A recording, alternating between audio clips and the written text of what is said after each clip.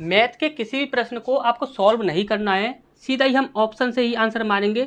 जितने भी प्रश्न होने वाले हैं और जितने भी टाइप के प्रश्न होने वाले हैं, सारे ही प्रश्नों को सिर्फ और सिर्फ ऑप्शन से ही यहाँ पर आंसर करेंगे। यहाँ पर ये आपका ये 8वां प्रैक्टिस सेट है। इससे पहले आपके 7 प्रैक्टिस सेट कंप्लीट हो चुके हैं, जिसमें हमने आपको सिर्फ और सिर्फ ऑप्शन से ही सारे प्रश्नों को सॉल्व करके बताया था। अगर आपने वो ना देखे हो तो आप वहाँ पर प्लेलिस्ट में जाकर देख सकते हैं, चैनल पर जाकर। अब यहाँ पर देखिए, यहाँ पर ये जो हमारा प्रश्न है इसका आंसर हम सिर्फ ऑप्शन से ही देंगे, लेकिन जितने भी आपके प्रश्न हैं उनमें जो भी हम आपको तरीका बताएंगे वो तरीका आपको अच्छे से बस याद रखना है। वो तरीका आपको अच्छे से याद रखना है और उसे अच्छे से समझ लेना है।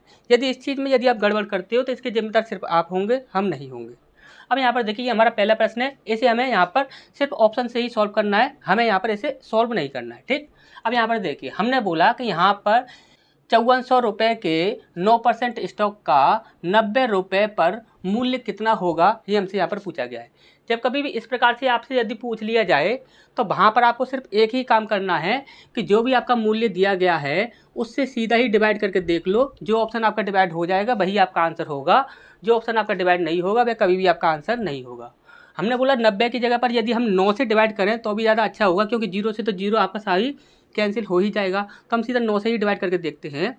8 यहाँ पर है, यहाँ से हम 1 ले लेते हैं तो ये 9 हो जाएगा, तो 9 यहाँ पर आपका कैंसिल हो जाएगा। यहाँ पर बचा 3 और 6 और 3 9, 6 और 3 9 हो रहा है, यानी कि ये ऑप्शन जो है पूरा 9 से डिवाइड हो रहा है। तो ये हमारा आंसर हो सकता है, क्योंकि हमें और भी ऑप्शन चेक करने होंगे। 8 यहाँ पर है, 1 हम यहाँ से ले लेते हैं तो ये हो जाएगा 9, ये हमारा कैंसिल हो गया। यहाँ पर आपका 2 बच गया, तो 4 और 2 कितना होता है, 6 होता है, और 6 का भी 9 से डिवाइड होता नहीं है, तो ये हमारा आंसर होगा नहीं। इसके बाद हम आगे बढ़ते हैं। 8 यहाँ पर है, 1 हमने यहाँ से ले लिया तो ये हो गया आपका 9, यहाँ पर 2 बचा, 5 और 2 7, 7 कभी भी 9 से डिवाइड होता नहीं है, तो ये हमारा आंसर होगा नहीं। इसके बाद हमने देखा 8 और 1 यहाँ से ले लिया, 8 और 1 9 हो जाएगा, 9 डिवाइड हो जाएगा। इसके बाद यहाँ पर बचा 5 और 5 ये 5 और 5 कितना हो गया 10, और 10 कभी भी 9 से डिवाइड होता नहीं है, तो ये हमारा आंसर होगा नहीं। तो हमारा सही आंसर क्या हो जाएगा, ये हो जाएगा, ठीक। आराम से चेक कर लीजिएगा। नेक्स्ट क्वेश्चन की ओर बढ़ते हैं। इसके बाद नेक्स्ट क्वेश्चन की ओर बढ़ते हैं। देखिए, इस प्रश्न का आंसर भी हमें सिर्फ ऑप्शन से ही देना है, यहाँ पर हम इसे सॉल्व नहीं करेंगे, ठीक। हमसे यहाँ पर बोला गया है कि 3 वर्ष बाद दे 6500 रुपये का तत्काल धन तथा मित्त काटा ज्ञात करें, जबकि ब्याज दर 10% वार्षिक हो। हमने बोला हमें किसी चीज़ से कोई भी मतलब नहीं है, आपका एक फॉर्मूला होता है, वो क्या होता है, तो यहाँ पर देखिए, यहाँ पर वो जो फॉर्मूला होता है वो ये होता है, देय धन बराबर तत्काल धन प्लस मित्त काटा।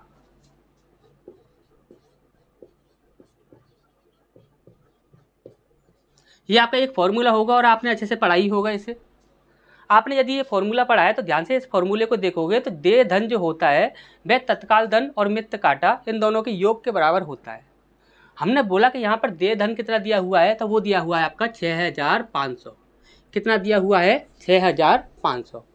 हमने बोला कि यदि यहाँ पर चीज़ 6500 है तो यहाँ पर मित्त काटा और तत्काल धन इन दोनों का योग भी आपका 6500 होना चाहिए।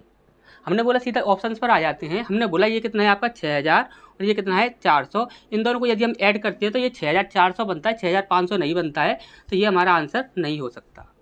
इसके बाद हम थोड़ा आगे बढ़े। हमने बोला 5000 ये है, 1000 ये है, ये हो गया आपका 6000 और ये है आपका 200, तो ये हो गया आपका 6200। तो 6200 नहीं चाहिए, हमें चाहिए 6500, तो ये भी हमारा आंसर नहीं हो सकता। हमने बोला ये कितना है आपका 5000 ये है, 1000 ये है, तो कितना हो गया 6000, 6000 और 500 और 400 900, यानी कि 6900 बन रहा है। यहाँ पर आपका 6500 है, तो ये भी आपका आंसर नहीं हो सकता।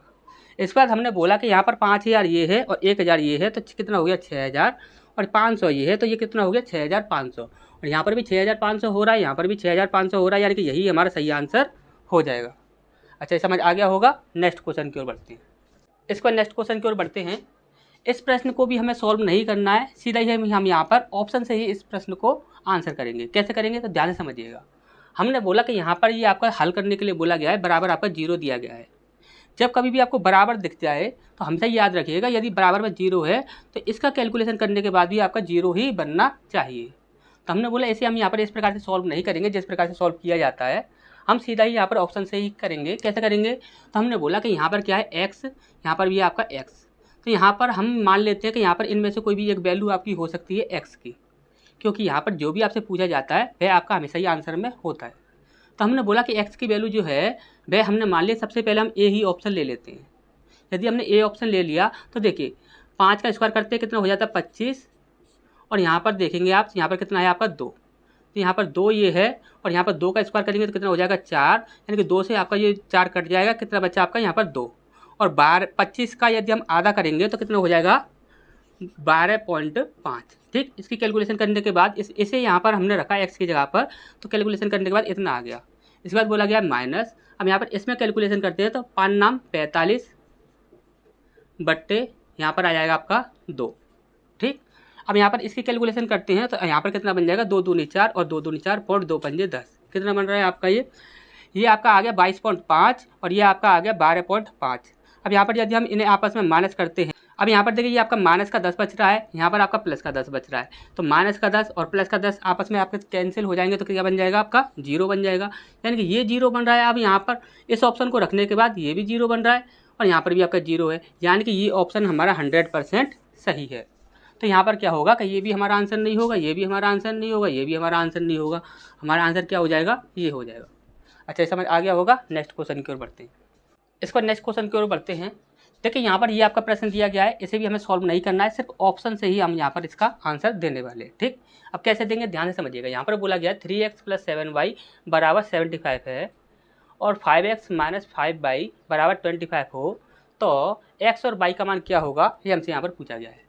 तो यहाँ पर देखिए काफ़ी लोग यहाँ पर क्या करते हैं कि यहाँ पर समीकरण वगैरह बनाते हैं, समीकरण वगैरह बनाने में काफ़ी कैलकुलेशन भी करनी पड़ती है, बहुत ही ज़्यादा बुरा तरीका होता है वो, उससे ज़्यादा बुरा तरीका हमने आज तक नहीं देगा। आपको सिर्फ क्या करना है कि यहाँ पर देखिए सीधा सीधा यहाँ पर बोला गया है कि यदि हम इसे सॉल्व करें तो यहाँ पर 75 बनना चाहिए और हम इसे सॉल्व करें तो आपका 25 बनना चाहिए। यही तो बराबर का निशान जो होता है भाई, यही तो कहता है कि यदि यहाँ पर 25 है तो ये भी आपका 25 ही है। तो यहाँ पर हम देखें तो ये 75 है तो ये भी आपका 75 ही है। कैसे है तो देख लेते हैं। हमने बोला कि x और y का मान हमसे यहाँ पर पूछा गया है तो हमें 100% x और y का मान ऑप्शन में ही दिया गया होगा। यदि ऑप्शन में दिया गया है तो ऑप्शन रख के देख लेते हैं। हमने बोला यहाँ पर देखिए ये x का मान होगा, ये y का मान होगा। ठीक, यहाँ पर देखिए 11 का हम 3 में इंटू करें तो कितना हो जाएगा 11 3 33, और यहाँ पर 7 का यदि हम 7 में इंटू करें तो 7 7 49। यहाँ पर देखते हैं 9 और 3 12 बन रहा है, यहाँ पर 2 इकाई अंक बन रहा है, यहाँ पर आपका 5 इकाई अंक बन रहा है, तो यहाँ पर ये तो आपका सेटिस्फाई नहीं कर रहा। इसके बाद हम आगे बढ़ते हैं तो ये ऑप्शन तो आपका गलत हो गया। इसके बाद यहाँ पर बढ़ते हैं तो 11 3 33 प्लस 6 7 42, 3 और 2 5 बन रहा है, यानी कि 5 इकाई अंक यहाँ पर भी है, तो यहाँ पर 4 और 3 7, यानी कि 75 आपका यहाँ पर भी बन रहा है, 75 यहाँ पर भी बन रहा है, यानी कि 100% हमारा जो ऑप्शन सही होगा वो यही होगा। आप कैसे भी चेक कर लीजिएगा, आपका इससे चेक किया तो भी आपका यही आंसर आएगा, इससे चेक करा देते हैं आपको। देखिए 11 पंजे 55 हो जाएगा माइनस 6 पंजे 30 हो जाएगा। अब 55 में से 30 माइनस करोगे तो कितना बचता है आपका 25 बचता है। अच्छे से आपको ये चीज़ पता ही है, तो यहाँ पर ये भी हमारा आंसर नहीं हो सकता, ये भी हमारा आंसर नहीं हो सकता। अच्छे से समझ आ गया होगा। नेक्स्ट क्वेश्चन की ओर बढ़ते हैं। इसके बाद नेक्स्ट क्वेश्चन की ओर बढ़ते हैं। देखिए इस प्रश्न को भी हमें बिल्कुल सॉल्व नहीं करना है, सीधा ये हम ऑप्शन से ही आंसर देंगे। कैसे देंगे तो ध्यान से देखिए। यहाँ पर बोला गया है किसी संख्या का वर्ग और उस संख्या का योग यदि इतना है तो वह संख्या क्या होगी, ये हमसे यहाँ पर पूछा गया है। बहुत ही ज़्यादा इजी प्रश्न है, बस इसे यदि आप कोई सॉल्व करने बैठता है तो बहुत ही ज़्यादा हार्ड हो जाएगा। लेकिन यदि हम जो तरीका बता रहे हैं यदि उससे यदि आप करते हो तो इससे ज़्यादा इजी प्रश्न कोई भी नहीं होगा। कैसे तो ध्यान से समझिए।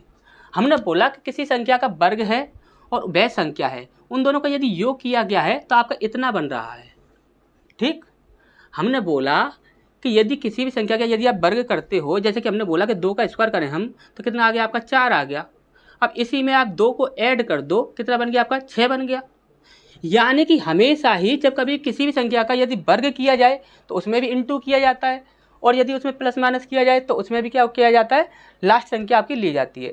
हमेशा ही लास्ट से ही स्टार्ट किया जाता है। तो हमेशा ही वहाँ पर इस प्रकार के जब कभी प्रश्न दिखेंगे तो वहाँ पर आपको सिर्फ इकाई अंक से ही खेलना है। हमने बोला यहाँ पर इकाई अंक कितना है, तो यहाँ पर इकाई अंक है आपका 6। हमने बोला कि यहाँ पर ऐसी कोई ना कोई ऐसी संख्या होगी जिसके इकाई अंक का वर्ग और उसका योग यहाँ पर 6 इकाई अंक बना रहा होगा। हमने बोला 6 का यदि हम स्क्वायर करते हैं कितना हो जाता है, 6 6 36, यानी कि 6 बना।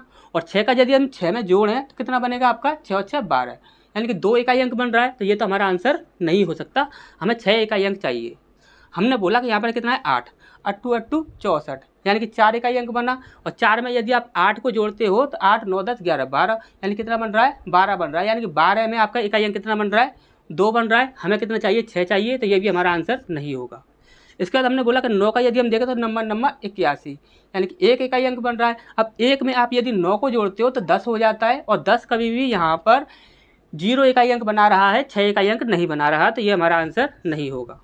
इसके बाद हमने देखा 7 7 49, यानी कि 9 बन रहा है इकाई अंक।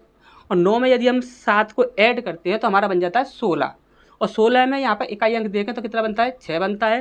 तो यही हमारा सही आंसर हो जाएगा, क्योंकि 6 ही इकाई अंक हमें यहाँ पर चाहिए। अच्छा, समझ आया होगा। नेक्स्ट क्वेश्चन की ओर बढ़ते हैं। इस पर नेक्स्ट क्वेश्चन की ओर बढ़ते हैं। देखिए, इस प्रश्न को भी हमें बिल्कुल सॉल्व नहीं करना है, सिर्फ हम ऑप्शन से ही आंसर देंगे। कैसे देंगे, ध्यान से देखिएगा। हमने बोला जब कभी भी आपको इस प्रकार से प्रश्न दिख जाए तो भाई किसी भी रूट में हो, 3 रूट में हो, 4 रूट में हो, 5 रूट में हो, किसी भी रूट में हो, आपको सिर्फ एक ही काम करना है। और वो काम क्या है, आपको सिर्फ इतना करना है कि यहाँ पर इस रूट के अंदर जो भी संख्या हो उसमें आपको ये देख लेना है कि कौन सी ऐसी संख्या है जो कि रूट के अंदर ही रह जाएगी।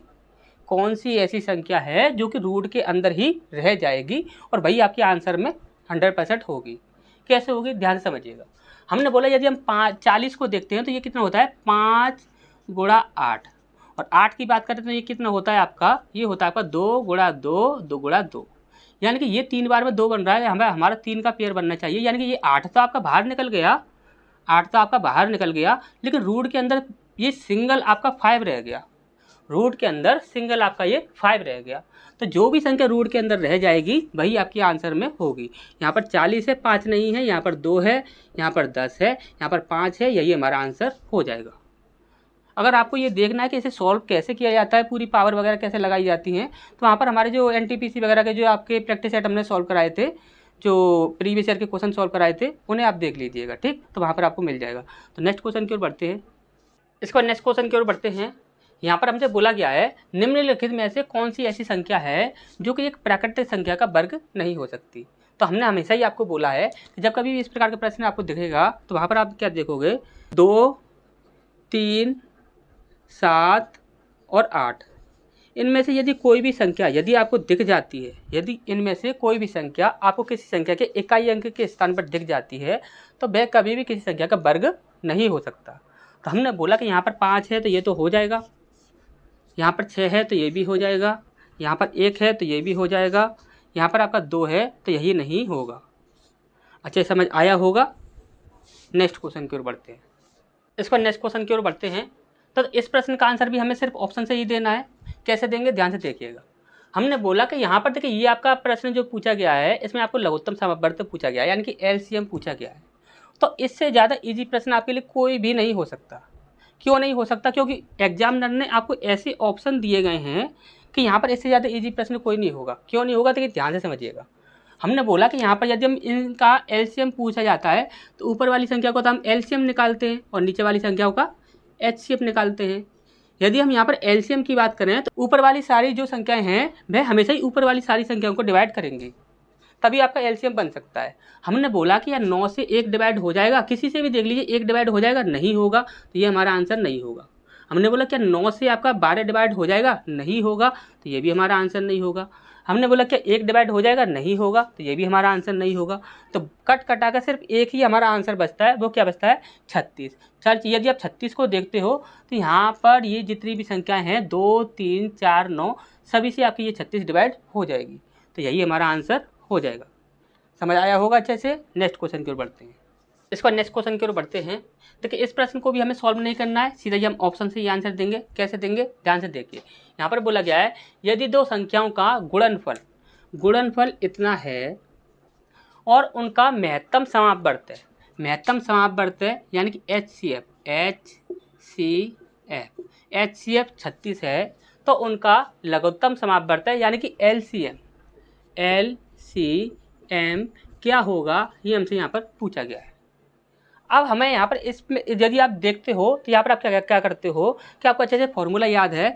फर्स्ट संख्या इंटू सेकेंड संख्या इज इक्वल टू LCM गुणा HCF। इस प्रकार से आपको ये फॉर्मूला याद है। अब यहाँ पर क्या करोगे, आप गुणा भाग करने लग जाओगे सीधा ही। अब यहाँ पर देखिए आप भाग भी लगाते हो तो आपको देखिए काफ़ी टाइम लग जाएगा भाग लगाने में भी। हमने बोला भाग मत लगाइए, आप यहाँ पर इस तरीके का प्रयोग कीजिए।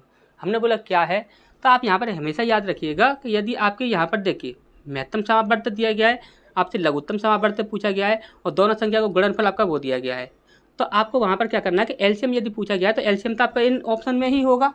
यदि इन ऑप्शन में यदि LCM है तो यहाँ पर आपका एक ऑप्शन ऐसा है जो कि LCM है, तो वह 100% इस संख्या को डिवाइड कर देगा। क्यों कर देगा, क्योंकि यहाँ पर LCM और HCF का गुणनफल ही दोनों संख्या के गुणनफल के बराबर होता है। तो हमने बोला कि यहाँ पर हम यदि डिवाइड करके देखते हैं तो यहाँ पर देखिए यदि इन संख्याओं से डिवाइड करके देखेंगे तो इससे अच्छा तो हम इसी संख्या से डिवाइड करके देख लेंगे, क्योंकि ये तो आपकी और भी छोटी है, तो हम इनसे डिवाइड करके क्यों देखें। हम आपको इनसे डिवाइड करके देखने की ज़रूरत नहीं है। आपको करना क्या है, बस वो चीज़ आप ध्यान से समझ लीजिए। हमने बोला यदि हम इस संख्या को देखें तो यहाँ पर देखिए ये 9 है, 6, यहाँ से हमने यहाँ पर देखिए 6, 7, 8 और एक 9, 9 बन गया, यहाँ पर एक बचा और 8 और एक 9, यानी कि ये पूरी संख्या जो है वह 9 से डिवाइड हो रही है। किससे डिवाइड हो रही है, 9 से डिवाइड हो रही है। यदि ये संख्या आपकी 9 से डिवाइड हो रही है तो जिस संख्या से आप डिवाइड करोगे, देखिए ध्यान से समझ लीजिएगा, यदि आप किसी संख्या में किसी संख्या से डिवाइड कर रहे हो तो जिस संख्या में आप डिवाइड कर रहे हो वह संख्या जिस संख्या से डिवाइड हो जाएगी उस संख्या से आपकी नीचे वाली संख्या भी डिवाइड होती है। ये बात आपको हमेशा याद रखनी है। तो ये संख्या कितनी है, 9 से डिवाइड हो रही है, तो आपका 100% इनमें से जो भी आपका आंसर होगा वह 9 से डिवाइड हो रहा होगा। यदि 9 से डिवाइड हो रहा होगा तब यहाँ पर देख लेते हैं, 7 यहाँ से 2 ले लेते हैं, 9 हो जाएगा, 3 और 1 4, 4 और 6 10 होता है, यानी कि ये संख्या 9 से डिवाइड होगी नहीं, तो ये हमारा आंसर होगा नहीं। इसके बाद हम देखते हैं 6, 7, 8, 9 और 6, 7, 8, 9, यानी कि ये आपकी 9 से पूरी तरह से डिवाइड हो रही है, तो ये हमारा आंसर हो सकता है, क्योंकि हमें अभी और भी ऑप्शन चेक करने हैं। इसके बाद हम यहाँ पर देखते हैं तो 6 और 3 9 हो जाएगा और 6 और 4 10, 10 का भी 9 से डिवाइड होगा नहीं, तो ये हमारा आंसर होगा नहीं। इसके बाद हमने बोला 6 और 3 9 हो जाएगा और यहाँ पर 6 9 से डिवाइड होगा नहीं, तो ये हमारा आंसर होगा नहीं। तो हमारा एक सिंगल एक यही बचता है और यही हमारा आंसर हो जाएगा। अच्छे समझ आया होगा। नेक्स्ट क्वेश्चन की ओर बढ़ते हैं। इस पर नेक्स्ट क्वेश्चन की ओर बढ़ते हैं। देखिए इस प्रश्न को भी हमें सॉल्व नहीं करना है, सीधे हम ऑप्शन से ही हमें इसे आंसर करना है। कैसे करने के ध्यान से समझिएगा। हमने बोला कि यहाँ पर बोला गया इस संख्या को डिवाइड करना है इस संख्या से और उसके बाद इंटू करना है 20 से, तो आपका कितना बनेगा ये हमसे यहाँ पर पूछा गया है। काफ़ी लोग तो ऐसे होंगे यहाँ पर इसमें इस संख्या से डिवाइड करने में भी यहाँ पर परेशान हो जाएंगे कि डिवाइड करें तो करें कैसे। तो हमने बोला कि यहाँ पर डिवाइड का रट्टा ही खत्म कर दो, डिवाइड करना ही नहीं पड़े, ऐसा काम कर देते हैं। तो यहाँ पर एक बात ध्यान से समझिएगा। हमने बोला कि ये यहाँ पर संख्या जो है इसका यहाँ पर ये डिवाइड में लगी हुई है, तो यहाँ पर हम क्या कर सकते हैं, तो यहाँ पर हम ये कर सकते हैं कि यानी कि